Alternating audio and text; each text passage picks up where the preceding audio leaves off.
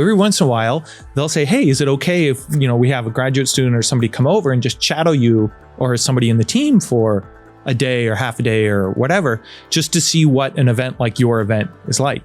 They have all these different categories. And then there's us, which is totally crazy. And it just blows their mind that it's so community driven and organic.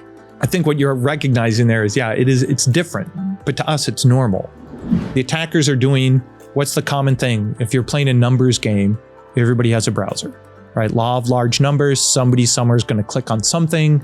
Last 2 weeks, somebody's been sending around phishing SMS messages to people at DEF CON. Basically, it's like, oh, I need you to, contact me back. And they're impersonating me to people at DEF CON. And it's hilarious. Somebody has the algorithm that either is crawling LinkedIn or they're building webs and they kind of know who to reach out to and misrepresent whoever. I mean, the attacks are getting pretty clever.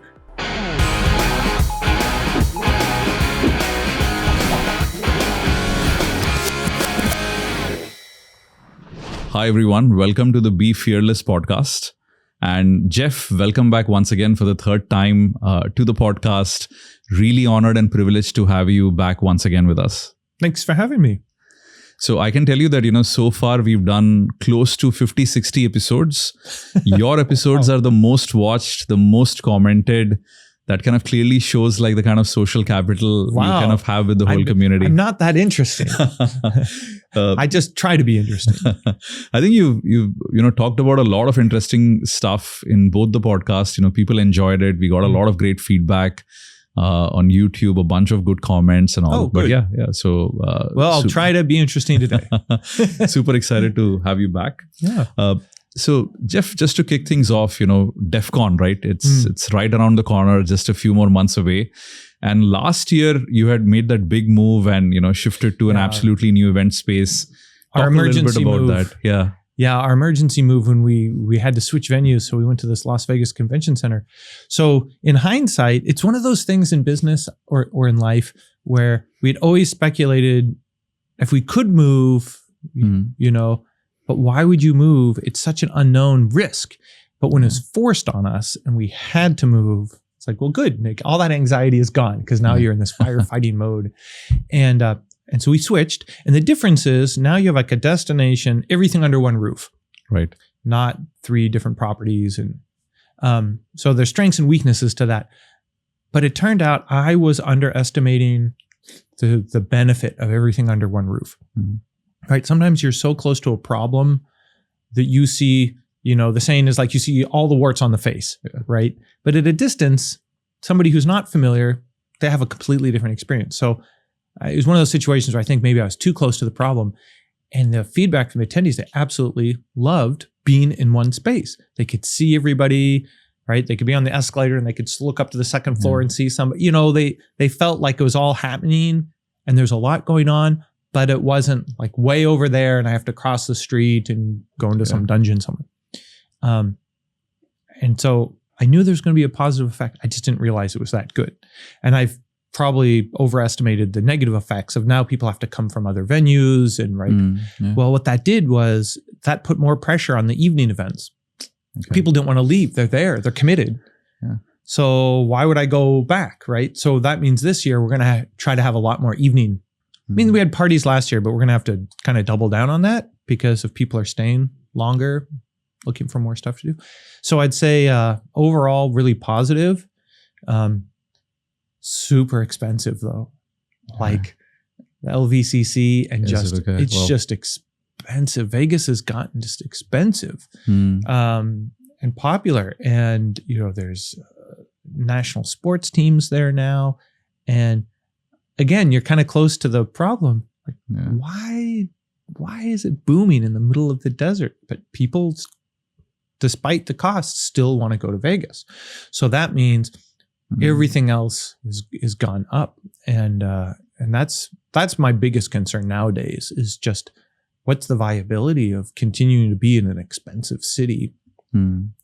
But everybody seems. It's kind of like sometimes in Singapore, like certain things are expensive, and you're like, why do people keep buying it? It's expensive, but they keep buying it. Keep buying, yeah, because to them maybe it's not expensive, So.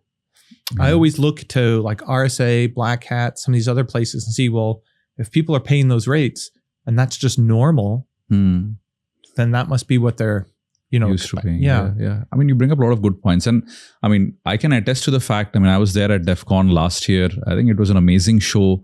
And to your point, everything being under the same roof was very valuable. Yeah. This was probably the first time in a while that I was able to catch a bit of everything as well. Right. Or else, just the shuttles or just the massive walk between the different venues sometimes can be kind of difficult or you don't want to do it. Yeah. But there it's easy to, Yeah. So that was fantastic. I felt like, all the villages, everything being so close to each other also made it very easy for people to quickly hop talks. And just jump in and see what's kind of like going on. So that was our first try at the floor plan. This year we're making some changes, just learning. So you'll see things will be rearranged, just trying to make a better flow for people. And then this year is the final year, I should say, of the DARPA AI Challenge. Yeah. And so this was it was a 2-year event. This is that crazy digital village. Apparently they're growing the village more with these new kinds of displays I haven't seen. They somehow trick your eye into thinking, like your eye doesn't fixate on the screen. So it somehow makes you think that you have a horizon much farther away. Okay. So it's a new video technology. Yeah. So they're going to do that to try to create a larger feel, almost like what you see like in the volumes, in those digital warehouses for filming. And then this time there'll be actual competition happening. Last year it was kind of more of a, not even a demonstration, more like they were telling you what they were doing, but the pre-qualifiers had already happened. This year the finals will be actually happening. So there'll be more hands-on, more watch, seeing what's actually occurring. And what are the prizes? Any? I think there are millions of dollars, right? There's some serious prizes. And then what I hope happens is, so I think what's going on with DARPA is, and others is, they look at the DEF CON community and they want to get something in front of our community and they want to test something, they want feedback. And so they're clearly putting a lot of money into the production, right? And before that, for 4 years, it was the satellite hacking, right? Where in the end, they launched a satellite, the Air Force launched a satellite that we hacked. Same thing. They saw our community and saw some sort of innate value. And then they fostered that and grew, capture the flag contest around hacking satellites, all the stages. And in the end, the final winning team was, I think, M. Hackeroni from Italy. Okay. Right. This Italian university with great CS program. They won this challenge. So from the Air Force's standpoint, it was like success. Now people have the skills. It's diffused. It's in universities. There's more people to look at these problems. And I think DEF CON, like we need to spend more time thinking about how do we use that platform to help on these problems where there's not, it's kind of unique. There's not a lot of places if you were doing this AI challenge or satellite hacking, there's not like 10 places you can go to where there's this great community. And so I think part of my job is to try to attract more of those unique challenges and experiences and also showcase our community, right? Give them something interesting to work on. And you brought up a good point. I think there are very few places where you could host such a challenge and you're almost guaranteed that the best teams in the world would want to compete, right? Yeah. And I think, that is kind of like, brand DEF CON, which is, since the time even I started, if you had any security talk that you felt like the world audience should notice, had to be DEF CON. And people, cybersecurity community, CISOs, heads of security have a ton of respect when, you are able to go ahead, get your talk, be in a village, do something. Pull it off, because it's all peer reviewed. They know it's a very neutral platform where, there's no bias towards any vendors, any of that. Yeah. And I think you've done an amazing job over the years at keeping that intact. So, and that's what my second question is the DEF CON community has grown to become so big, right? From a few dozen people to 100 and now tens of thousands. Yeah. How have you managed to kind of keep that culture intact? Yeah. I like when we started, it was, and I've told the story a lot of times, it's essentially initially a party, but it was, we were the first, at least in America, the CCC was sort of the first in Europe, anybody could come to DEF CON, but everything else was invite only in the early days. So, and the reason it was open was sort of like, I didn't get invited to some of the invite only things, right? I went to one, it was PumpCon. It was great. And HoHoCon in Texas and PumpCon in Pennsylvania. You can see a theme here, right? PumpCon was Halloween. Yeah. ChristmasCon, XCon was in Christmas. And so we made sure we weren't tied to a holiday. But we also tried to dispel these myths. So back then in those early hacking days, there's all this nonsense. One of them I remember was a lot of bulletin boards. This internet hasn't taken off. And it was, well, if I want to keep the police out from connecting to my bulletin board, I just have a disclaimer that says no law enforcement is allowed. You know, don't sign up for an account if you're law enforcement. And then if they do, it's entrapment. Like, that doesn't sound, I mean, I'm just a kid, but that doesn't sound right. Because when all the criminals would put that on their front door, doesn't make sense. And so we found a prosecutor that prosecuted the very first sort of, it was a piracy Operation Sun Devil, Gail Thackeray from Arizona, Maricopa County. And she was all in the news. So we got her to come and speak to people at the first DEF CON to explain, no, this is how it works. I'm a prosecutor. This is how these cases operate. And so now you're getting the audience hearing it directly from the horse's mouth. And that became the blueprint of how, the kind of experts, the kind of speeches we wanted. It was, there's this uncertainty or bad info, and this person is the expert and they'll tell you. And then all that rumor mill, all that nonsense that was online in chat groups and everything that was totally wrong, like we could just dispel all that. Because in the early days, there was no Google, like it was all based on who you found as a mentor. Now, fast forward, how do you keep that culture when instant access to information, you don't need a mentor anymore. You can watch YouTube videos and do whatever you want. There's no, even socialization is hard. Like in the early days, if somebody was misbehaving or attacking a police station digitally or whatever, like the community would shun them. Yeah. And it'd be sort of, oh, that guy's an idiot. Don't hang out with him or he's going to get you busted, right? It's bad. But not anymore. Like people can develop their skills and hack for environmental reasons and never come in contact with the professor, right? In the early days, if somebody at organized crime was recruiting, people would know. Yeah. Now organized crime, nobody, you have no idea.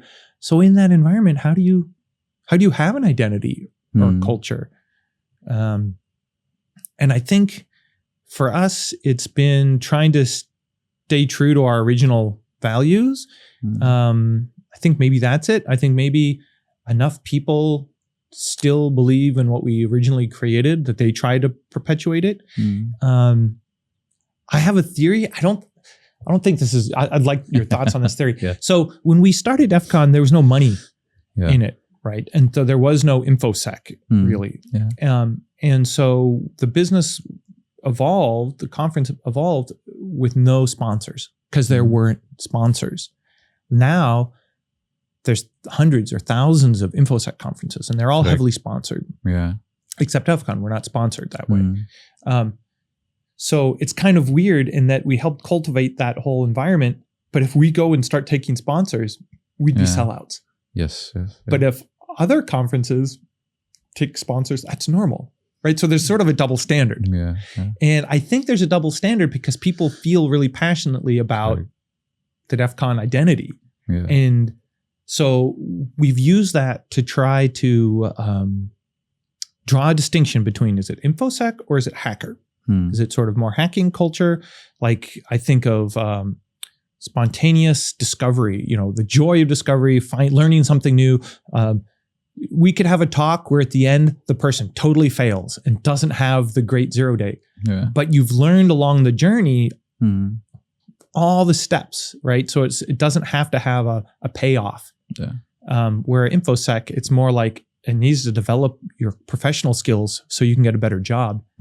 But at DEF CON, maybe it's just more about developing your thought process. And so I think to keep the culture and the community going, we have to always focus maybe more on that hacker side. Because the InfoSec side is fine. There's endless InfoSec conferences. I think you're absolutely right. I mean, a lot of people feel that sense of protectiveness. towards DEF CON because they feel like, it's absolutely cut off from any form of like vendor influence. Yeah. There's no vendor billboards anywhere. Like, I remember any time that you go towards like RSA or Black Hat, right at the airports, you will start to see signs, like see signs, and that there's a big, kind of like vendor-driven security conference. I mean, nothing wrong about it, but I think with DEF CON, there's a sense of kind of like hacker purity. If I can kind of like use that word is. Well, and we were worried too that in the early days, it was pretty much network hacking. That's what people hacking Unix, Sonos, right? There was some Solaris, but then telco people, and then mobile people showed up, and then it was lock picking, then it was access control, then it was ATM machines, then it was medical and aviation, and like all these other communities keep coming in, and at each time you're like, well, who are these new people? Who are these new people? Who are these new people? But it's been decades like that, and it's continued. So like the size of the tent has grown, but I think a lot of the mentality is still preserved. Yeah, absolutely. And the best evidence of that is, like my first DEF CON was 2007, right? So that's like, this year it'll be like 18 years. I still get to see some of the folks who I saw it in the 2007 DEF CON. Yeah. And they keep coming back. And I think that is the greatest proof that they feel that culture is being preserved because, to your point, that's the only way that you can kind of look at it and say, hey, you know what, like all the old timers still feel and there's no part of it is, and when people complain, and of course there's always complaints. Like, I learned very quickly that you can't please all the people all the time. And I wish I could. I don't think anyone can. But you can't. So then that means you're open for criticism all the time. And people are happy to tell you their criticism, right? So part of it, though, is we're a reflection of the community, right? I mean, people say, oh, the quality of the talks this year weren't very good. It's like, well, okay, that sucks. But we only get the talks that we get. Like, we don't write the talks, right? So if the talks aren't very good this year, then something's going on. People are either submitting somewhere else, they're doing research something else, something's going on in their life, COVID, whatever, they're distracted, they aren't doing it. And then they'll say, oh, the talks were great this year. It's like, oh, good. I had nothing to do with that. It's like, I'll take the credit, but no, it wasn't something we did that was different. It's just a reflection of what's going on, in that community. And sometimes people think maybe it's more orchestrated than it is, but it's really largely a mirror of what people are interested in, what they're putting their energy in, what they want to talk about, what they want to show off. So for me, it's more like a crystal ball. I like going and seeing like, oh, what are people into now? Like what's changed? Yeah. And you make a great point. And I can tell you regarding talks, I think there's always great talks and most of the talks are good. Sometimes what tends to happen is some of the folks aren't great speakers. Right. They sometimes are great researchers. They've done amazingly good work, but they just don't know how to talk about it. Right. Or they don't have the full package. Well, right. Because some of these, are introverted, right? They're neurodivergent, like they have all, and so you have to kind of give them some slack. Exactly. And it's interesting because a lot of people in the audience have been there before, right? So there's a bit of empathy. It's not like, oh my gosh, well, I'm walking out of here because that guy's not a pro. It's like, well, And just to add to that, I feel like that is the whole beauty of DEF CON as well, right? Because as a community, we are so accepting of everyone, different shapes and sizes, in different parts of the world. I mean, people will have very hard to understand accents at time. But really what matters is, the work that they've done, the research that they've put in. So I feel like, you're right. There'll always be folks who will complain. But really people who understand the hacker culture kind of go in and appreciate great work when they see it. So that's been something very amazing you've done. One of the things also I want to touch upon is, DEF CON training, right? And this is something close to my heart because, I started my entire career as a trainer, way back, I forget if this was 2011 or 12. I think there was a small edition where you had done DEF CON workshops and training. Yeah, we started with workshops. I was one of the first guys to actually do my wireless security training there, by the way. Yeah, okay, right. Full house and, so if you can talk a little bit about that, So we're always trying to figure out like there's like two parts to any good conference, I think. There's the social aspect and there's the content aspect. And the content is the excuse a lot of people get they use to get the company to pay to send them, right? Oh, I'll get this great training, I'll get this great whatever. But in reality, they really remember the social aspect. So any good conference has a balance, social and technical, or social and content. And so it's funny, online, on Reddit or wherever people are talking, they'll say, don't go to the talks at DEF CON. Like they'll put them online, they'll be live, you can watch them later. Go for the social, do the social things, right? And so those people are clearly going for the social. Other people are like, no, I want to get all the content. I got to get that right. And you can sort of see how the people balance it. So then we think, well, what are other kinds of content? We've got the social pretty much under control. I mean, there's a lot of activities. So then we started doing these 4-hour workshops that were free. We're essentially, okay, deeper dive, right? We had these demo labs where somebody can demo some technology.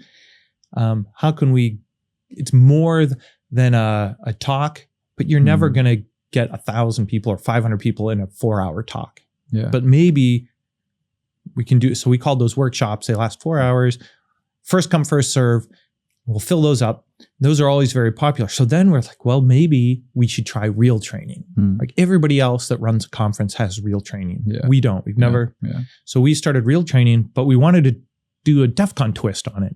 So we decided to split the revenue 50-50. Okay, nice. Yeah, and a lot of training, you look at the contract, it's pretty complicated. And we just like, you know what, we're not interested in maximizing revenue. We just don't want to lose money on it. And we want it to be really fair. And the idea there is, well, if it's 50-50 and we can maybe get more unique trainers. So if it's not InfoSec, maybe we'll get somebody teaching how to hack an Xbox, something that won't work at Black Hat because it's not enterprise, but maybe it'll work in a more hackery environment. Who knows? Let's give it a try. So we're into about I think this will be our 4th year in trying training and slowly figuring out what works and what people want and all of that. So so that'll be really interesting. Yeah. I personally always felt that need because a lot of times, you go see a new talk, see that there's a brand new topic somebody's speaking about or an emerging technology. Yeah. And of course, in the 1-hour talk, the most that you can gather is a quick breakdown of the research. Yeah. But then a lot of times you would love that whole, 1-day, 2-day deep dive of, hey, what are the tools? What is the process? How did he arrive at around all of this? A lot of value there. We're experimenting with, we have 2 4-day classes we're trying. We're trying a couple of different, trying a couple of different things. The other one though is I'm always thinking like, what's more of a hackery type training that might not work at a Black Hat? And so I'd love to do some sort of more open source intelligence, tracking the bad guy or figuring out the supply chain, stuff that doesn't immediately pay off in your day job. Yeah. But like as teaching, like the mindset. And I guess it goes back to a comment my friend made. He had this fantastic offensive team. And I said, are you going to Black Hat? And he said, I'm going to probably send him to DEF CON this year. So well, why is that? Like you're doing real kind of work. And he said, well, my team's good. I mean, they're top team. So I'd send him to Black Hat if I wanted to like sharpen the edge of the knife a little bit more on the training, but it's pretty sharp already. Yeah. So instead I would send him to DEF CON to learn how to think. And that was one of these epiphany moments when I was like skills versus mindset. And so that's why I think maybe more mindset at DEF CON. Yeah. Because I don't know where else. I don't know if there's like 10 other places like that. So if that's one of our unique things, we should do more of that. Yeah. Yeah. Oh, absolutely. And Jeff, this year, anything about the badge without revealing too much? I think everybody waits for the badge. Yeah, the badge challenge. It's so strange how that evolved, but I like the reveal kind of. This year it's a physical badge. We screwed things up. We did 2 years of electronic badges in a row. Normally it's electronic physical. Okay. Because it's a lot of work and a lot of cost. And if you guess wrong, you're sitting like I'm sitting on thousands of electronic badges because we overbought last year, right? Yeah. So this year will be physical badge. And so the challenge there is you still want people to interact with each other. So we have puzzles, we have group challenges, we have Easter eggs that'll be all throughout the show that you have to sort of figure out how to use your badge or your lanyard or clues in the program or whatever. Or more visual challenges that you have to incorporate into your problem solving. And if you remember back, Joe Grand, the last year Joe Grand did an electronic badge, it actually ended up, it was a crystal right behind that magnetic near field communicator that almost felt like jewelry kind of. Yeah. And I really like that feel. So we're kind of going for a little bit of that. Okay. There'll be Very nice. something that, will hopefully live on after the conference. And I also know that, you're looking at some interesting radio stuff at DEF CON. So yeah. So kind of to your question around community, I don't know if you're familiar with Meshtastic. It's the LoRa-based, LoRa, LoRa-based radio stuff. And so Meshtastic is like a open source radio stack on top of LoRa. It's so LoRa is, you buy a LoRa chip, you can flash it with Meshtastic. For a while, there was this sort of coin-based thing, Helium, right? Also on LoRa. It's an unregulated radio bandwidth. And because it's unregulated, you can actually encrypt on it. So you can have encrypted connections, so encrypted messaging on it, group chat, that kind of thing, over these mesh radios. And so you can deploy them, and they have a HOP protocol. It's like a flood mesh system. In some cities like San Francisco, that's so dense, they're congested the radio network. And so they had to switch down to the slightly less range, more bandwidth. And at DEF CON last year, there were over 1,000 radios active. I think it was almost like 2,000. So now this year, we're going to be running the radios at the fastest speed. It's called short turbo. It's like the fastest speed because there'll be going to be so many radios. And the other thing we're doing is we're coordinating all the people like DC Darknet, DEF CON Run, the Lonely Hackers Club, everybody. People are building Meshtastic radios into their badges because they're pretty low powered and inexpensive. And it's ignited this kind of like badge hacking got people interested in electronics. This has gotten people interested in radios. And so there's a lot going on there. There's some botnets on the radios. There's some bulletin boards. People are figuring out how to tunnel SSH over it. It's crazy pants. So what we're going to do is not just take it at the show. DEF CON's launching our own MQTT server, and we're going to have a global channels for DEF CON. So if you run a DEF CON node in your city, people can talk to other people who are interested in DEF CON. We'll have other topics. And so the idea is like, how do you use the energy of DEF CON to form a community? But then DEF CON, we create the infrastructure so the rest of the year, people can still stay in touch and do hackery things. So it's not just a one time a year in one location. So with Meshtastic, we're hoping that it's just like we have our Mastodon server and we have our forums, we're hoping we'll have this sort of Meshtastic community. Very nice. And it'll reach a different type of people and a different community. And who knows what's going to happen, man. It's going to be crazy. It will be interesting to see how it pans out. Yeah. And of course, so many things, so many activities, everything going on at DEF CON. And I know, you have this massive team of volunteers, the goons, who walk around, make sure everything is fine.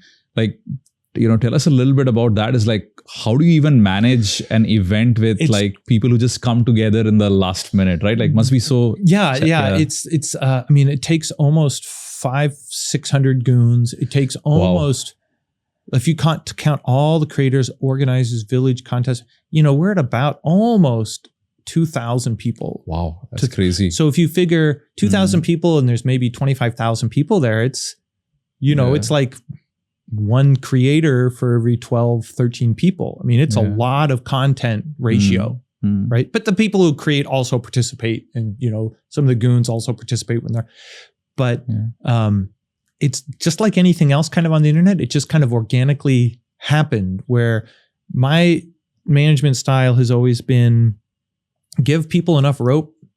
Oh, you did well here. Okay, would you like a bigger stage? Oh, you did well there. Would you like a bigger stage? Oh, no, you burned down on the big stage. Okay, you don't get the big stage anymore. You have to go back to the medium stage. Same sort of thing with goons. People organize. Some people work year round, right? Some people only work the days of the show. It's really how the team of goons work. So for example, like the QM team, the team that loads in and loads out the show, they're there for a week before the show unloading. Yeah, can imagine. Right? They work a lot. NOC team, the NOCs, they're setting up the network a week. But other people, they show up like Thursday, they work all their shifts, they leave on Sunday, and they're done for the year, right?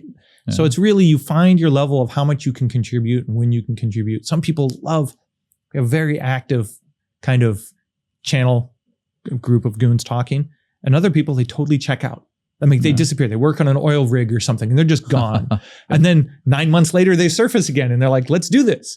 And so I think you have to recognize that different people engage in your community in different ways. There's no one right way. And so you have to give them a variety of ways to contribute, and then they'll find their, what works for them. And the other part I think is it's really sad to see when long-time goons move on, right? They have a better job. Something's changed in their life. They just can't contribute anymore. But a couple of years later, maybe they'll be back. So you have to be really okay and create a positive experience for them to come on, leave, come back again. It's like a cycle. And it's not like maybe in an industry, it's like, well, there's an NDA and you're going to take the secrets. It's like, no, it's more of a community, right? Like, love to have you. If you can't, that sucks, but maybe next year. Right. And I think that's also a little bit different than how some people organize, right? You're either with us or against us. It's like, no, like a lot of the people at DEF CON started other cons, right? Took what they learned, they did it in a local level. You have to be okay with that. No, I think, I mean, like an amazing group of volunteers. As I said, like, I've been coming since 2007. Everything just magically kind of figures its way out, and everything just runs perfectly around the clock. Things that are going wrong, you might not see, right? We see the 10 things that have gone wrong, and hopefully you're distracted by the blinking lights and you don't see it. But I think, everybody knows it's such a massive volunteer effort that overall, I think people are also generally calm, and it's like they know probably. I mean, I look at the scale and size, and I can only imagine what goes into organizing it every year, right? So the weird thing is, like, we're so unlike any other conference. It totally breaks conference organizers' brains. They don't understand how it works. And to me, since this is the only thing I've ever done, in Black Hat, it's like I just assume this is how conferences work, and they don't. And so in Las Vegas, UNLV has one of the country's best like master's and PhD programs in event management. And so every once in a while, they'll say, hey, is it okay if we have a graduate student or somebody come over and just shadow you or somebody in the team for a day or half a day or whatever, just to see what an event like your event is like? Because they teach like, this is what a livestock event's like. This is what like a medical show is like. This is what they have all these different categories. And then there's us, like, which is totally crazy. And it just blows their mind that it's so community driven and organic. And so I think what you're recognizing there is, it's different, but to us, it's normal. No, I can only imagine. But I'm sure everybody's curious is, what does the dark tangent do at DEF CON? Like, what do you focus on, right? Like, all I do, I start walking, and I walk probably the whole day. And I have like my radio and I have my phone, and all I do is I orbit and orbit. And if there's a fire, then I get sucked into the firefighting room and I sit there and I deal with that until the fire's out, and I just orbit, and then there's another fire. So in between problems, crazy. I try to say hi to everybody, and there's always, it'll probably be Sunday, Monday, Tuesday, and I'll realize, oh my God, I didn't go to that one village. Oh, I didn't stop by and say hi to the radio guys or the lock picking guys, and you feel bad, but like you figure, starting Thursday, Friday, Saturday, I'll see everybody. And sometimes I don't and all I do is. I mean, I can only imagine like 35,000 people, probably tens of dozens of events like going on concurrently. I mean, how many people can you physically be able to kind of like, see and talk to even for like a few minutes? So No, there's this thing that's called the convention, the con vortex, where if I stand or anybody, you stand in one place for too long, a vortex forms around you, right? So you have to keep moving or else the vortex will form, and then you can't leave. Somebody has to reach in and grab you and like, talk to you, take pictures. So must be all or you're catching up, like you said, you see buddies you've seen 20 years, you start catching up, and then their buddies show up, and it's great. You're having a great time, and then you realize I could be here for hours, and then I'm not gonna see the other people. So Jeff, anything this year at DEF CON you specifically want to kind of like highlight to the audience, like anything apart from the stuff that you mentioned, which is happening? Just basic stuff, right? We're going to do more on Thursday. We're probably going to bring back DEF CON 101. And this is a way of trying to, people who newbies haven't come before, we would always have a series of talks just to kind of help orient people, lay down the basics. And we didn't do it last year just because of the crazy emergency move. We're hoping to be able to do that this Thursday. I mean, the first day Thursday. We're trying to do, I think I said, more evening social parties. We're reorganizing. Some of the talks will be up on the second floor, be a bit more quiet, a little bit more contained. That'll allow us to reorganize on the main floor. Yeah, so I still think, hopefully, if it goes better, it'll just be an improvement upon last year's flow. We haven't been able to figure out how to get DEF CON TV into the hotels. And we used to really... Correct, yeah. So we'll just keep streaming those, but it's just too hard. I think all the other hotels don't understand. And when we were at Caesars and we're all in one management thing, it was easy. We could work with one person. Team. But everything is so random, spread apart on the hotel side. I'm really curious to see what the politically, what the mood on cyber is, right? Yeah. So I see more cyber activity in Europe, Asia. This area is really going off. I see more countries getting more serious than they have been in a while. And I don't know if that's because they're just more aware, or if part of it maybe is in Europe just coming to terms with Russia aggression continuing. Yeah. But whatever it is, there seems to be an upscaling of awareness that we country X, we need our own capabilities, our own skills. We need to train our own students or citizens, whatever. And so I think, if anything, there'll be almost like a FOMO, a fear of all this cyber is happening. And we need to try to figure it out. And generally, in those kind of chaotic times, people look for options, right? They need solutions, they need options, they need to be flexible. And so I think you'll see a lot of people, RSA, Black Hat, DEF CON, whatever, number one, trying to figure out what's going on, what are my options, what skills do I need, that kind of a thing. And in job turnover, there's a lot of people trying to upskill or switch, right? So now, should I learn C or should I learn Rust? People are starting to reevaluate their options to try to. And so it sucks when things are chaotic, but there's also a lot of, opportunity. Yeah. I mean, with all the geopolitical changes, I'm sure there's so many ripple effects of that. Yeah. Opens up new opportunities for cybersecurity companies. I think a lot of localized security thinking starts to kind of happen. Yeah. Any interesting aspects of hey, how does this affect compliance, GDPR? Well, I know, I've been talking to people in Japan. Japan's trying to attract more cyber talent. Singapore, attract more cyber talent. And I think what's happening is some of it is, you look at Europe and you look at America and there's a lot of turmoil. And so I think some of these countries are thinking, well, if cyber talent's going to move somewhere, maybe we can attract them to Japan or Singapore or Australia or wherever. I was talking to some people from Germany that are here in Singapore, and they were here working a contract, employed for a while. And they're like, boy, things are really kind of unstable in Germany. I think we're just going to stay in Singapore for a number of years until things calm down at home.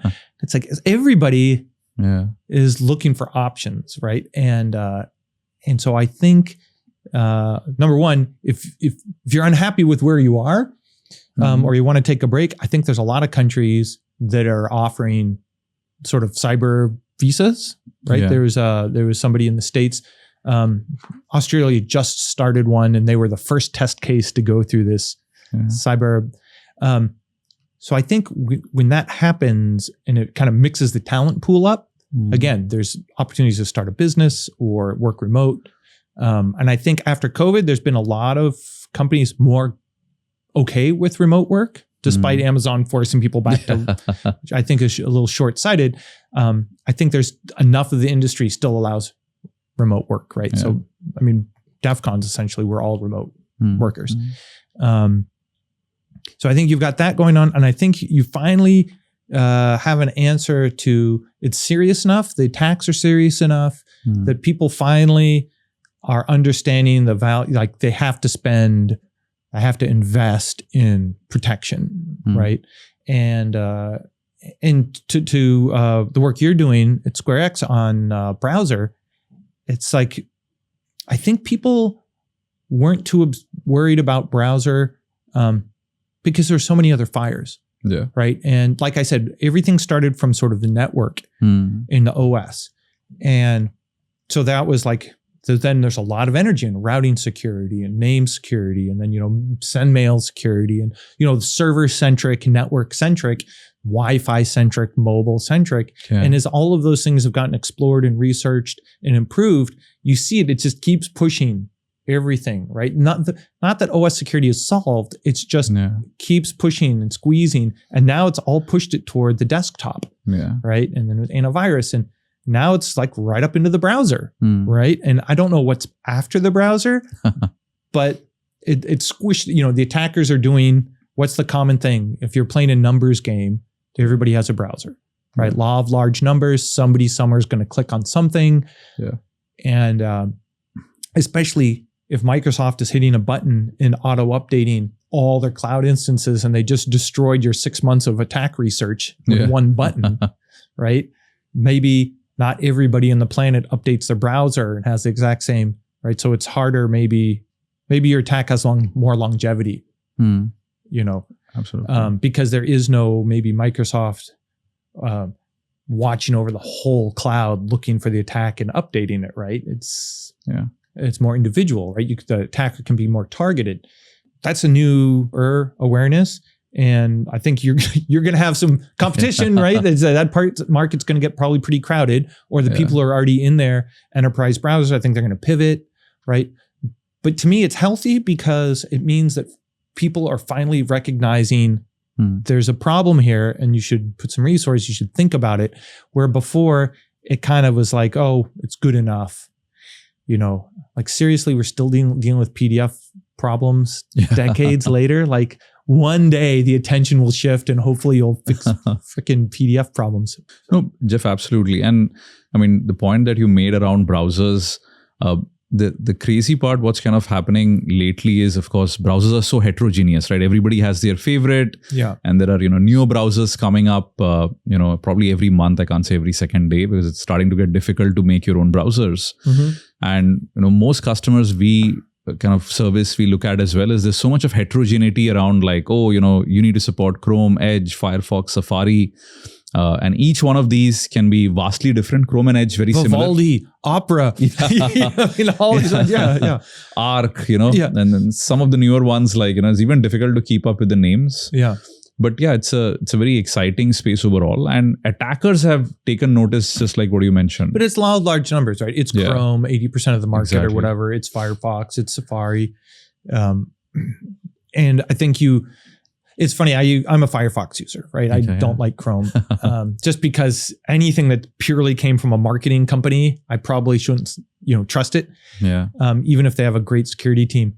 And they have Firefox has a container plugin, right? So you can create different containers. Oh, there's my work container, my banking, my food, my whatever container. And then there's some sort of isolation there. But you can see, and that container plugin thing is produced by Firefox. So you can tell they even are recognizing, the manufacturer recognizing that it's not good enough. And and pretty soon, I wouldn't be surprised a year or two from now, just every tab magically is its own container, and you don't have to have an extension. And it's just this progression of them realizing they have to create more and more, isolated. Yeah, absolutely. And Jeff, to your point, I mean, kind of going back, there was a time when, managed devices, people wanted to lock down everything and make sure only what is approved by corporate IT ends up running. But to your point, in the browser, this doesn't happen today. Right. And, like we were discussing even the last time, the browser is the new endpoint. Yeah. And, you used to have like these local applications, local data, which are now SaaS apps, cloud storage. Right. And one of the big things we've also started seeing, and this year, we plan to present that in research, is browser native ransomware. Right. So if you think about it, if all your storage is sitting in the cloud, and the gateway to that is the end user's identity. Right. And that identity is sitting in the browser. Well, I mean, it's not your password. It's your freaking web token. It's your token, right? And it's not like, where's my hardware wallet for my my cookie token, right? There isn't one, right? So it's like everybody's trying to steal your cookies and your tokens. And then, it feels like there's still a little bit of a disconnect and how people approach it. A lot of websites still don't have easy ways of understanding. Here are all the things that have cookies. Yeah. Like, here are all your devices that are logged in. Here's all your things. Like, there's not a good dashboard to understand. And it's not like every 30 days, it's the first of the month, all my sessions expire. Correct. Right. So a lot of my web services I use, sometimes I have to log in again. I wonder why. It worked fine for a month. Now it's not. Like, did something happen? You don't know. It's a little, not very transparent. So I still think there's a lot of room for improvement there, right? I think that WebAuthn is a huge improvement. Passkeys maybe a little bit, but that's just on the identity. Once you've got that session token set. Exactly. Right. Exactly. So what you were saying is like, the everything in browser. So then it's this isolation. It's like, well, if they get my one session, I only want them to steal one session. I don't want to lose every tab. Yeah. Just like minimizing the blast radius, And I'd love to have a red alert alarm go off that would tell me like, oh, hey, by the way, you're screwed in this tab, have the tab flash me or something. Yeah. And also, things like info stealers, all of them used to be like local malware applications. Yeah. Keyboard logging. Yeah. All of that is now moving just into the browser. Browser extensions are stealing data. They can pretty much figure out whatever you're doing, act on your behalf. I'm the terrible web browser user, right? Because I use no script on everything. Is it? Right? I have the many websites. I start off with JavaScript disabled on everything. So it's terrible. You'll go to a site, especially a security website, and nothing renders. And you're like, seriously, guys, I need JavaScript to look at your blog. Yeah. Like, why do I need Java? And so you can tell people who are lazy and they just build with a framework and it forces you to turn everything on. But you can tell the people who are like thought it through and like, you know what, we don't need JavaScript. We don't need all this embedded nonsense just to have a text page of, I have a just-in-time JIT compilers are turned off. I have all this stuff disabled. And I'm sure you're a prime target there. You'd be receiving like hundreds, if not thousands of mails a day with links. Yeah, I mean, it's funny. Last 2 weeks, somebody's been sending around phishing SMS messages to people at DEF CON. Basically, it's like, oh, I need you to, contact me back. And they're impersonating me to people at DEF CON. Yeah. And it's hilarious. So somebody has the algorithm that either is crawling LinkedIn or they're building webs and they kind of know who to reach out to and misrepresent whoever. I mean, the attacks are getting pretty clever. Yeah. Right. And I think probably also because, the whole AI LLM thing, it's starting to become very easy for these automated bots just to maybe crawl, just figure out relationships, figure out like, hey, Jeff email addresses. They find an email dump or some compromised site somewhere and they find some connections. They looked on LinkedIn or whatever. Yeah. And next thing you know, they kind of have enough to piece together a plausible message. Yeah. And one of the interesting ones that we did for a simulation recently is, the moment we see that somebody in the company is actually putting up a LinkedIn post, immediately they're trying to also see who's liking, what are people writing about it. Yeah. So that's the perfect timing. We kind of figured that we could actually crawl that and then send a very specific spear phishing LinkedIn DM saying, I just read the article you posted. By the way, here are some interesting thoughts about it. Did you see the post? It was just the other day. Have I been pwned? Have you seen that he got fished himself? No. I didn't see that. Yeah. One. So he got fished. And so he has an interesting blog post about it. So it was, he used MailChimp to manage his mailing list, like a couple tens of thousands of subscribers. And it was like what was it? It was a lookalike domain name. Oh, okay. Right. And it basically said, hey, there's unusual activity, something you've got to log in. Everything looked very plausible. He logs in and he said the first clue was that his 1Password manager didn't pop up to prompt him, which meant the domain was wrong because it didn't match the password manager. But he didn't think that. He typed in his password and then did his 2-factor, and then the screen kind of went blank and it lagged. And then he was like, oh no, something's wrong, right? And in that moment, he realized, so he goes to log in to the real site to check it. And in the time it took him to realize there's a problem, go to the real site, log in, they'd already stolen and downloaded his exported. Yeah. So it's a scripted attack. It basically, He clicks a thing, it auto logs in, it auto exports a thing, it auto changes a thing, and it all happens in seconds. And he's right there behind it, like 10, 15 seconds behind it, but it's too late. Because it's not some random human poking around anymore. They're like exploit packs, and they all just completely auto run. Yeah. And I think this is going to be compounded with this whole AI, browser agents, where I think it's almost like if somebody manages to even get access to a bunch of your credentials or even your session data, they can just auto log in with these AI agents and exfiltrate data from all your SaaS apps, right? Like completely empty out your Salesforce and whatnot. And we've been seeing a semblance of a lot of these attacks, what we are starting to call like browser native ransomware. Oh, interesting. Yeah. Because if you think about it, like, once someone gets access to your identity store in the browser, and immediately they can auto log into all the websites that, you're logged into, right? Exfiltrate data and literally delete it from those sites, right? And ask you for a ransom. Yeah. And most people, I know very few people who probably backed up their personal email accounts like their Gmail or Hotmail. Right. And, honestly, me too. Like, I don't remember the last time I backed it up, and I have maybe 14, 15 years of email data sitting there. Right. And God forbid, like someone hijacked it. Right. Like I'd probably have to pay a ransom. There's no choice. Well, I think some of them get around it. It's clever. Like if you're running the services side of that, you would say, okay, you deleted it, goes in the garbage, but it's not really deleted for 30 days or whatever, right? So you get these buffers. Yeah. Hopefully. Yeah, I think that's the way. Because instead, if you're the service provider and you get these complaints, like how are you going to restore their data? Correct. So you just create this, like if that export for the mailing list, if it was like, okay, your export will be ready in 2 hours, well, he would have been fine. He could have gotten control of his account again, right? By just putting time delays. It's sort of like tar pitting in spam attacks, right? Like maybe just some delays on the service side will make some of these attacks less profitable. Yeah, that's a great point.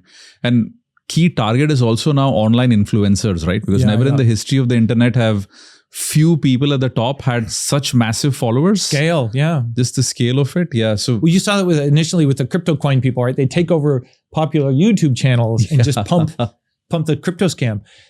Yeah, I used to have this advice, which was basically your online identity, your corporate identity is mail, DNS, and your web server, right? If I can compromise your mail, then I can password reset and take over your web and all your accounts, right? If I can take over your DNS, I can put known tokens in, right, to prove that I control the domain, and then I can issue TLS certificates, and then I can, right? And then if I take over your website, obviously, then I can phish you or I can do whatever, And so I'm wondering if there's a fourth category, which can lead to the total compromise. But when people talk about their enterprise, it's like, well, let's see, you've outsourced your DNS, you've outsourced your web, and you've outsourced your mail. So do you even control your company? You don't even, you lose control of any of those. You don't control your own company anymore. Yeah.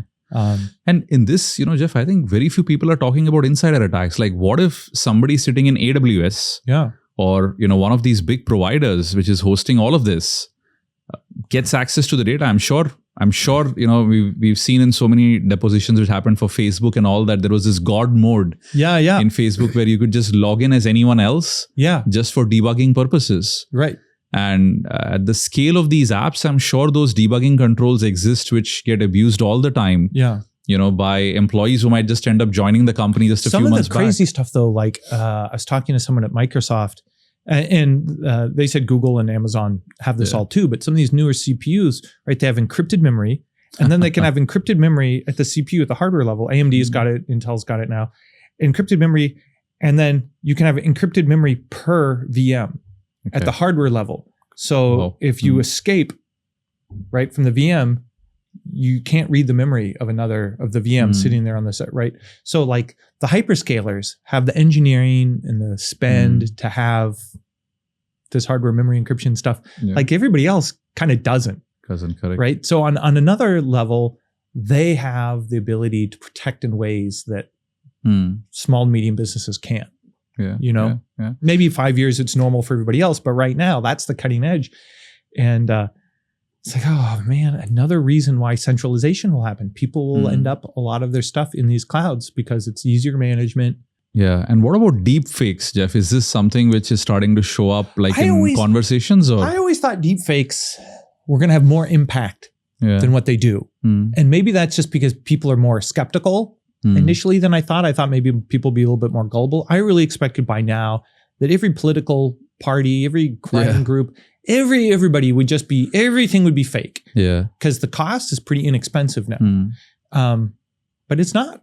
And I don't understand why. I can see it in automated, like where it is. I am so sick of I've been doing a lot of debugging and working on some new systems lately. And so I've been reading a lot of, searching on a lot of, and I find more AI generated slop. Yeah. Support pages. It's like, oh, the way the Mosquito server works is it's an important server. The important server Mosquito works. It's like, oh my gosh, you can tell it's been AI generated. And I can't find a way to filter that out. And so it's driving up. But on the fake stuff, not so much. I don't know, maybe people don't share it so much, or something's happening there that I don't understand, but it's completely destroying the web. I can't find any, I'll find 6 articles and I start clicking through to them all. And really what they are, there's the one article, and they all were trained on that one article, and they're all permutations of the one guy's article from 2015. All these are 2025 articles, and they're just regurgitations of the true source. I mean, my key concern is, and just wanted to know your thoughts, is in the future, let's say 3-4 years down the line, where it's almost indistinguishable, was this like fake content generated with AI looking so convincing? Like, where can people go for the source or the source of truth? How do you even ascertain what you're reading is true or not? It's going to be like the way it's always been. It's who do you know? Who do you trust? I'm messaging with you. I know I'm messaging with you because we're on Signal and we're verified. We're in a chat group. You're on a mailing list. But it's going to be outside of your group is where it's going to start getting harder. I think there's so much value in like a Wikipedia. Yeah. Right? There's a pool of 1,000 editors, and they really try to create trusted content, and they still get fooled. Yeah. But outside of a group like that, if it's an anything goes like Facebook, I still think maybe I see weird behavior around LinkedIn, because I think LinkedIn people haven't quite figured out how to use LinkedIn in this new world, right? They moved away from Twitter. Facebook isn't quite it.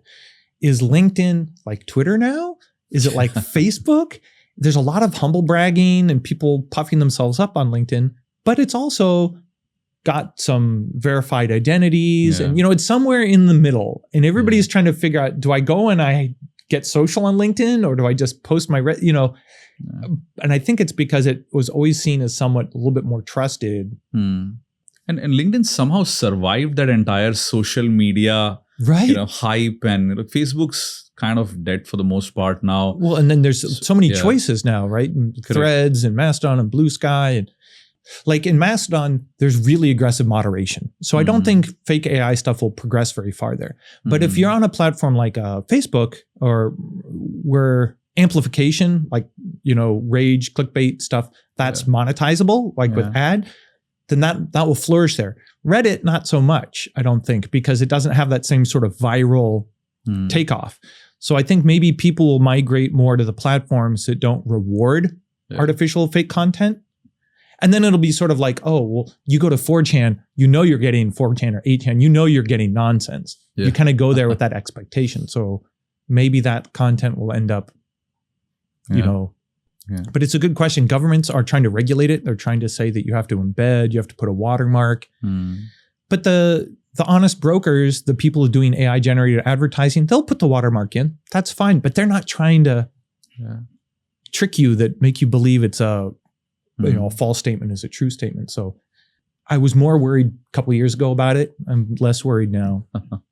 You brought up Signal. I mean, very funny. This week we got to know that everyone uses Signal. Everybody uses without talking more about it. Everybody uses Signal. Yeah. Moxie would never have imagined what Signal gets used for. It's great. I was hoping that Signal would spur more competitors like Signal. Yeah. Right? Never happened, right? Like, no, I think too much of a pure play. I think Facebook had the opportunity, but it's just, it's too attractive when you've got millions and millions of users and you can advertise or monetize or train data on them. It's too attractive to like not go after. I think that's the other thing is, they used to say that on the internet at scale, everything is a moderation problem. Yeah. And if you see like that's what's taking down Telegram, right? France is getting the Telegram CEO because they're not moderating these crime groups and hate groups and supremacist groups and everything. And I think clever engineers, like Apple was one of the first to do this, where they're like, you know what? We don't want to have to hire 500 lawyers. Yeah. Let's engineer ourselves out of the problem. Let's just do end-to-end encrypted on the cloud. And right, we don't want to know what's stored in the cloud because we don't want to deal with it. And we want to make great products. And where Facebook, since they have to monetize all that data, they're kind of stuck in the middle. So they have to have the thousands of attorneys, and it's just a different business model. And so I gravitate toward the ones where they've engineered. I mean, to me, the most interesting and crazy coincidence is the founder of WhatsApp was the biggest donor to Signal, right? I forget his name. And Craig Newmark too. Was a big list. Okay. Put in tens of millions to kickstart. And Signal is interesting because they operate also on a donation model, right? I donate $20 a month, or and then they tried to do some cryptocurrency thing. I think that they thought maybe mobile coin, I think is what they used. They thought that maybe if it was convenient to send people mobile coin and pay for things, and they get a teeny transaction benefit out of that would help fund Signal. But as far as I know, that's been a flop, right? Where the donations, I think, have been a success. And are you seeing like the whole like peer-to-peer communication kind of moving in a certain direction right now? I think the people are more privacy conscious. There seems to be this renaissance right now of moving to more distributed apps. And it really kind of caught the attention of people with Mastodon. But I think, Blue Sky has been talking up a game around distributed.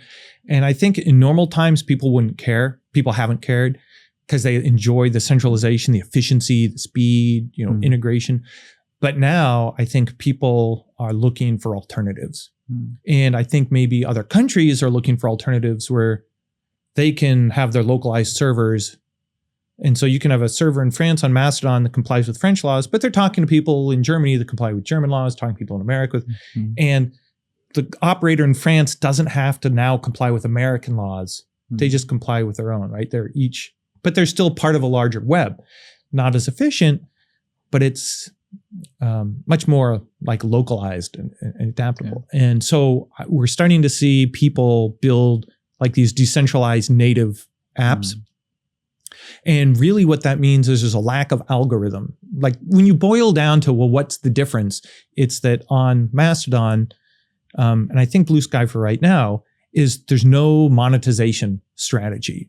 Right. So for example, if I'm a big Mr. Beast on wherever, and I come to Mastodon, you're not making any money. There's no algorithm to boost you to the top. You don't get paid for having a trending topic. There's no rage cycle. And so because of that, people who expect that kind of come in, rah, rah, rah. Oh, I'm not getting the likes and and then they move on because it's not giving them the endorphin rush of the same algorithmic boost cycle. So it gives you a different kind of conversation. And there hasn't been that alternative before. There wasn't that alternative. Everything was algorithmically driven. Now there's a couple of options. People like PeerTube and PixelFed, they're like, oh, kind of an Instagram without the algorithm. Oh, YouTube without the algorithm. Oh, like people are starting to discover there's other ways. And since it's distributed and other people are running the servers, it's not all the costs on one provider, right? The costs are distributed. I think there's like 20,000 Mastodon servers out there. So you can support tens of millions of users, hundreds of millions of users, but no one person's carrying the burden of 100 million people, right? So they don't need that kind of monetization. And that's different, right, than 5 years ago. And I don't know if that's a reaction to COVID or more people working at home or compute getting cheaper, storage getting computer band, something, a number of factors have aligned that the early adopters, the bleeding edge people, some of them are trying these things out. Whether they stick or not, I don't know. But it's not going to have a lot of advertisers. It's not going to have a lot of influencers because right now, at least, there's not a way to monetize. And as soon as somebody cracks an easy way to like or monetize, then you'll start makes sense. getting the... And just one of the topics I want to also pick your brain on is, of course, hardware security, chip security and all, right? With all of this like 5-6 nanometer, I don't know where it is right now. Yeah. It's probably going to get impossibly difficult for anyone to kind of try to reverse engineer what is really happening in hardware, right? So, I mean, is this going to become like one of those black boxes where... Well, I think the bigger problem is the supply chain. Yeah, the supply chain are so convoluted and so difficult that it's really hard to have like, what's your source of trust, right? And so there's open source projects where people are trying to create sort of an open source hardware root of trust that then, knowing that all this stuff can be tampered with down the line, how do you make it so it doesn't matter if they tamper or not, because you can detect the tampering. And, there's all these optical techniques and AI learning of the imagery of what correct chips look like, and then try to detect when something is going. But, on the other side, you have like the RISC-V kind of open consortium where people in a community way trying to contribute, AMD, Intel, and then you sort of have the RISC-V, and they're kind of different communities. Outside of AI, compute is getting pretty good enough. You know what I mean? Yeah. Like, I don't really have to upgrade my phone or my laptop very often because it's plenty powerful for my normal, even my servers, right, that I run for DEF CON. I mean, I just don't need that much power anymore. And so I think if we're reaching a leveling off, what's the thing that takes you to the next level? It's AI, or it's these super dense hyperscalers. And like I said, they have different hardware capabilities. The one thing I would say that would get me to upgrade, I think the next iOS or the next iPhone, I think with the A17. So Google did this on their phone. They had MTE, memory tagging, at a CPU level, right? That gives you much better control over memory safety or memory security. They're called flavors. They have a color flavor of 16 bits. And then, so if an attacker is like spraying the heap or whatever, they would have to guess the right sequence. And if they don't get the 16-bit or 8-bit or 12-bit, how many ever bits they're using, if they don't get that right, it'll throw an error. Yeah. So then as an attacker, you have to be really sure. You either know you're not going to get noticed, or you have to be really sure, right? And so the cost structure changes for the attacker. So that's in the very latest version of Android, only on but it'll become common. MTE will become common. It's coming into Intel CPUs and AMD. They've already baked it into some of the iOS source code. The next hardware looks like they're going to turn on MTE, but Apple never talks about these things until they do it, right? But then that will be the next level up of protecting mobile devices. And I'd spend to get, because I'm a security paranoid, right? I'd spend to get that next level of hardware protection. But I don't think I care if I've got 14 or 10 or 7 or 5 nanometers in my CPU. For me, it's about the features now, not about so much the speed. Yeah, no, absolutely. Jeff, switching gears a little bit. I mean, you're an angel investor in SquareX and many other companies in the past. Can you talk a little bit about that? Like, it's like some of your interesting investments. And, yeah. I mean, I'm not like a professional angel investor. I've had pretty mixed results. People always say invest in the people, not in the company. Invest in the people, not the technology. And that's always kind of what I've done, because it's the people and their history. And even with that, I've had some mixed results. I've had some successes, like Wicker got acquired by Amazon. That was pretty good. I think I broke even on that. Pretty excited to break even. But the interesting story of Wicker before that was it started off as a secure messaging app for first responders. Oh, okay. And then it was like, that's such a limited audience. But that's what the original idea was. How do you allow first responders to securely communicate with each other? They tried to make it consumer, but the thing that actually got the interest and got the money was enterprise, right? And enterprise wanted to have secure messaging, but they needed to comply with whatever regulations, like traders. They needed to have messaging history with their clients, but they still needed to message with the client securely. Okay. So that enterprise encrypted messaging was kind of their sweet spot when they first thought it was going to be first responders, whatever. Okay, that's a good success. And then sometimes I had this one acquaintance, And he had a great bug bounty platform back when bug bounty platforms were new, right? And everybody was experimenting and coming out. HackerOne was just coming out. And I thought, oh, well, you're really accomplished and you know what you're doing. So I invested in his bug bounty platform. And then what I realized was he had the technology. It was good. But after I put the money in, he was hoping then that I would run the business, right? He kind of wanted me to be the CEO or the COO or help me out. And it's like, I've got my own thing going on. I'm investing in you because I thought you have your thing going on. Like, I don't want to be your thing. And in the end, that didn't go anywhere. I lost all that money. I had to write that off.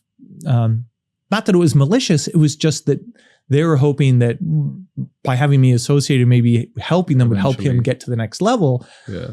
And I thought he could get to the next level, right? So now I ask a lot more questions about the team. I know you've got the technical chops, but you have the better plan. Yeah. Angel investor is not equivalent to like a future employee you're trying to recruit. Exactly. I thought it was really clever though. It's like, oh wow, if you'd gotten more money out of me before I realized maybe sunk cost fallacy, I would have had to go in to be the CEO to protect my investment. Yeah. I think you mentioned Cylance was one of the companies as well, right? Yeah, Cylance, I was an advisor there. They were, first next generation AV, right? Had a really good story there. So I early invested in this one company. And back in the day, it was called Stealth Security. Okay. And because they were in stealth mode. And in Stealth Security, that name wasn't being used. So they actually registered Stealth Security. So I put some money in there. And I think they'd renamed themselves twice since then. Okay. I haven't paid it. Like, it's been 11 years or so. And so I went back the other day online. It's like, what's going on? Oh, they're humming along there in the valley. They've got like a couple hundred employees. They're doing the thing. Like, I don't think my money is ever vesting. I don't think they're ever, you know what I mean? There's not an exit plan. Yeah. Did they completely ghost you or like? No. I mean, it's just, there's still there humming along, but there's not a vesting event really, right? And it's not like I want to. Yeah. So it's like, so sometimes when you do have a company that's an ongoing concern, they survived all these years. Yeah. And it's still there. I think a lot of folks don't realize that, when you get investors, there's a responsibility that, they are looking forward to some exit at some point. Right. And this wasn't like a donation to the company to keep running keep forever. Going, right. So I have a feeling if I approach them and I'm like, what's the plan? Can somebody internally buy me out? Probably. But I was just kind of hoping for at some point, there's some vesting event, there's something, and it just magically takes care of itself. Yeah. It's like, because you don't want to invest and then have a whole lot of management overhead. Yeah. Because that's no fun. Absolutely. Yeah. And I know that, a lot of people would want to go ahead and, kind of like reach out to you, talk to you about their ideas and all of that. Is there like any good way to reach out to Jeff Moss? I'm just mostly, it's LinkedIn or I'm on Mastodon.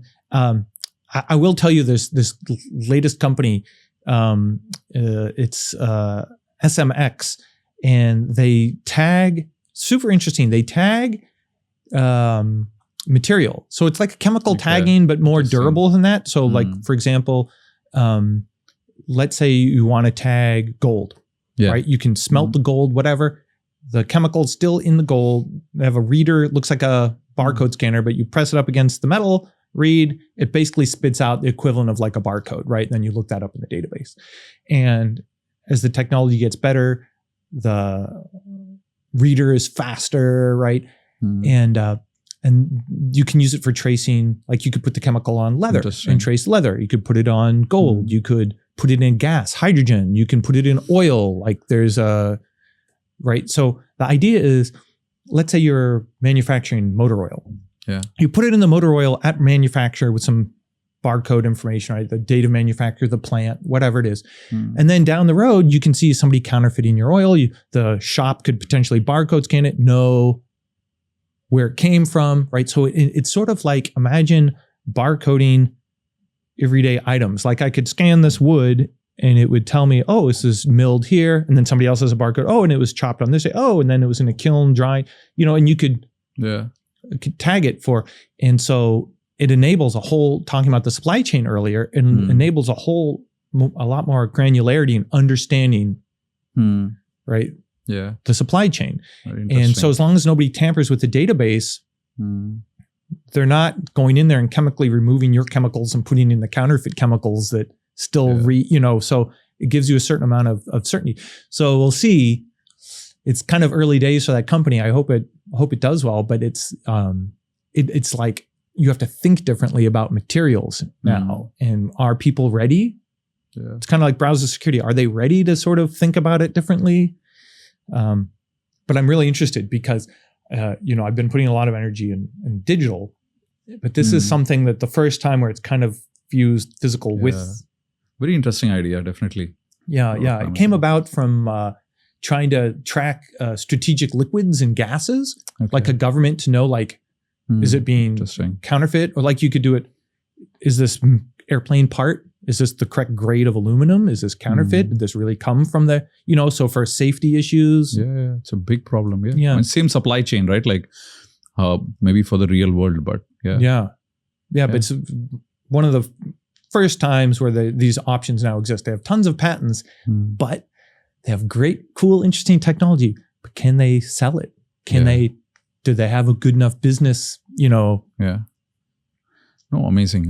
And I think, Jeff, I've also found that last few years, of course, there's so many cybersecurity startups because, again, technologies are getting so much more complex. Yeah. And there's always a security angle to it.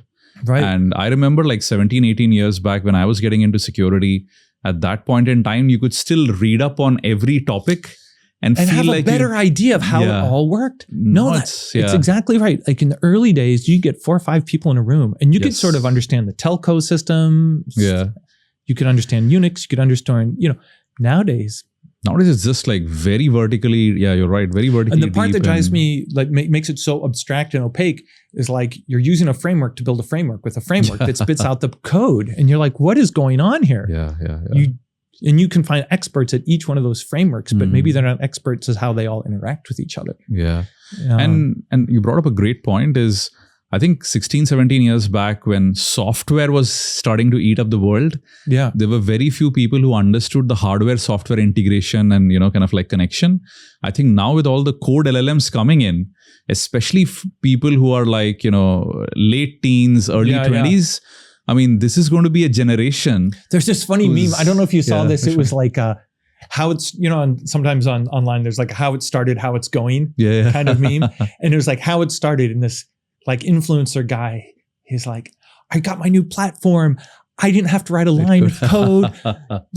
This is how it's going to be. It's all AI, and people still pay for it. Awesome. That's how it started. Next one, how it's going. My API tokens are maxed out and my cookies are like, guys, I don't know how any of this works. Like, I don't know what's going on with my site. It's like, yeah. I mean, it's going to be very interesting future, honestly. Yeah. And especially cybersecurity. I'm very curious to see now that, more and more people are starting to use like LLMs just to generate code. Yeah. I think the problem there is though that if you've trained your model, let's say on 20 years of code, you've got essentially 18 years of bad code, right? Yeah. And then you have a year of them figuring out, oh my gosh, this code pattern is insecure. And then 1 year of like the correct code. Yes. So what's the LLM going to give you? It's going to be weighted to bad code, right? Even though if you only use the latest code, maybe it has more secure. So that's why I think auto-generated code is essentially a decade of bad coding practices that modern coders don't do anymore. Absolutely. But it's still out there. So is it just always a long tail? You're always going to have a 10-year window of the training, or is it going to be, you really have to wait the most recent code, which then gives you so much, fewer amount to use, right? So that's an interesting open question. Like, how do you?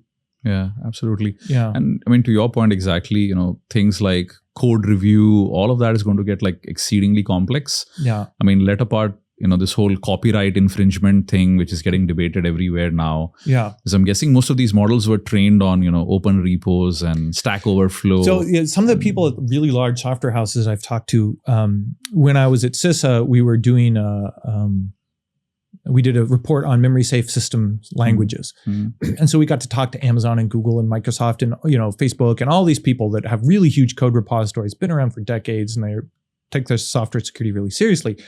and you understand like, well, what languages are you using? Are you using AI? Like, how are you using it? And some of it's really interesting. They'll use AI, and they've been using AI for 5-6 years before it was really AI, right? To identify what parts of the code are they doing risky operations, crypto, identity management, whatever, like out of so billions of lines or millions of lines of code, what's the part we actually care about? Oh, here's the 1% of the code where we can make a pretty bad decision and it can impact everything, right? Okay, so the LLMs help zero in on that. And then in that, it kind of helps them decide like where they should put their human attention. So for them, it's just help us focus. And then they're using it to, how do you train to develop? They have thousands of developers. So they really need it to like help inform the developer, like, here's the mistake you made. Here's why you made the mistake. Here's the correction to not make the mistake again. Here's the code example. Here's the, the whole system. And so for them, when you say use LLM or use to them, what they hear is like, it's got to be in my CI/CD pipeline. It's got to, I've got to have 20 different examples. I need to have it, in the Jira system. It's a huge build out. So it's not just like, oh, I'll just add some AI. Yeah. It's a huge life cycle, but in the end, it's going to give them in their closed source, their code, it's going to really enable them to focus quickly and train to prevent repeat mistakes. Because they'll see all the other developers like, oh, 30 developers have made this mistake. Yeah. Whoop, we got to train on that, find that code pattern and move on. But general consumption on the internet, I don't know how valuable. Yeah, no, absolutely. I think, it's always so exciting to talk to you. I know we can kind of like go on for hours on all of these interesting things going on. But yeah, Jeff, once again, thank you so much for being on the show. I think the next time I'm going to try to get you is like after DEF CON, after all the madness. Oh yeah, because then I'll have all these crazy stories about like what happened to who and the new technologies. There's already we've been contacted. There's a couple people that wanted early acceptance for talks because they need to know right away if they're going to, for one of them's in a lawsuit, and if and they're about to settle. And so if they're accepted, they'll be able to give the talk. But after they settle, they won't be able to talk. So if it's a pre-existing acceptance, great. So like, it's interesting to see like how people are planning their talk. So I know there's going to be some interesting stuff this year. Yeah, every year there's always something interesting, amazing. So, I personally looking forward to the conference. I think a large part of our team is going to be there as well. So, yeah. Are you going to have comic books? Comic books this time. Yeah, I'm hoping to finish the next 2 or 3 kind of like versions, which I've almost done. Yeah. But hopefully we are able to kind of like give it away as well. So I don't know if you know, but 2 years back, we had given away like 15,000 of them. Yeah. At DEF CON. So yeah, that's what I was wondering. It's like they're like a story arc and you've got to get your story complete by the show. So you have a year-on-year story. Yeah. That was the original plan. I think, SquareX had me like getting a little, busy with other things. Yeah. But I've been taking out some time, on airplanes and other places and trying to finish that. So hopefully, this year at DEF CON, we should be able to give that entire 4-episode comic all like bunched together. Oh, yeah. That'd be great. Should be like 150 pages, but we'll see. Yeah. Yeah, compendium. Yeah. Thanks again, Jeff. Again, an honor and a privilege to have you on the show. And all the best this year for DEF CON. We'll be there and speak to you once again. Yeah, thanks for having me. Yeah, thank you. Thanks.